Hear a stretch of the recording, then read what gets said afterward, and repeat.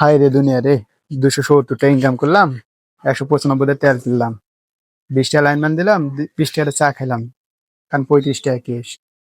বাসে গেলে দেখি কি বলে। গেলেন বেলা 10টার সময়, খালি হাতে পাইতেছেন, খালি তেল নিয়ে। তাই তরকারি কই?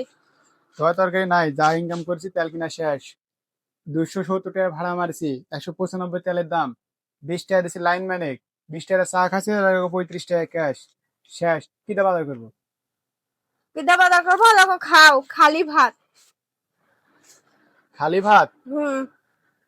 তরকারি কিছু রান্ধেননি? না, না কেন? কিছু নাই তাই রাঁধিনি। আলু সান্দ করতে পারতেন। আলুও নাই। আলুও নাই, খালি ভাত খাওয়া যাবে? একটা কথা বললেন, আলুও নাই। খালে খাও, না খালে ঘর থেকে বাড়া যাও। ওই তো একটা ব্যবসা আছেন, খাইলে খাও, নাহলে ঘর থেকে বাড়া যাও। বাড়ি তো তোমার, আমার তার বাড়ি, আমি তো ওই ঘর জবাই আছি। অত কথা না, খালে খাবেন, না খালে বাড়া যাও। বাইরে আসে না শান্তি নাই, রোডে তো শান্তি নাই, বাড়িতে আসে শান্তি নাই।